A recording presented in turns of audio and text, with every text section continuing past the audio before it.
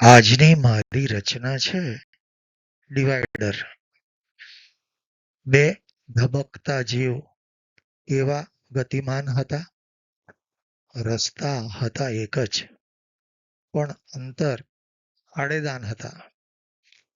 સાથે ચાલવા છતાં પણ વચ્ચે એક ડિવાઈડર હતો. સમાંતર ચાલવાનો જ જાણે કોઈ કાયદો કડક હતો. ફૂટપાથના સહારે સહારે બંને સમાંતર ચાલતા.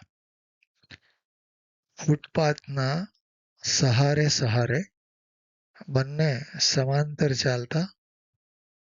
લોકોની એ ચહલ પહલમાં શ્વાસ લઈને મહાલતા. દિવસ પણ આખો એ જ રીતે આયુષ્ય પોતાનું જીવતો. દિવસ પણ આખો એ જ રીતે આયુષ્ય પોતાનું જીવતો.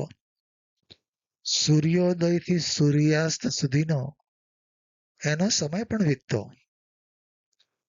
વાહનોની અવર જવરનો ઘોંઘાટ ચારેકોર હતો, પણ વચ્ચે પેલા ડિવાઈડરનો જ અવરોધ હતો. રસ્તે ચાલતા સમાંતર આપણો ઉઘડબંધ થતી. મનને પરોવીને ચાલવાની મથામણ અવિરત થતી. મનને પરોવીને ચાલવાની મથામણ અવિરત થતી. અવરોધ દ્રશ્ય હોય કે અદ્રશ્ય, શું ફેર એનાથી પડે? જ્યારે વિચારોના વમળોમાં રોજ નવા પ્રશ્નો જડે. મેઘધનુષના 7 રંગોમાં એ એકતાનો ઘાટ ક્યાં?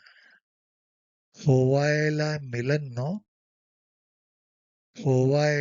એ મિલનનો હું સફેદ રંગ શોધું ક્યાં?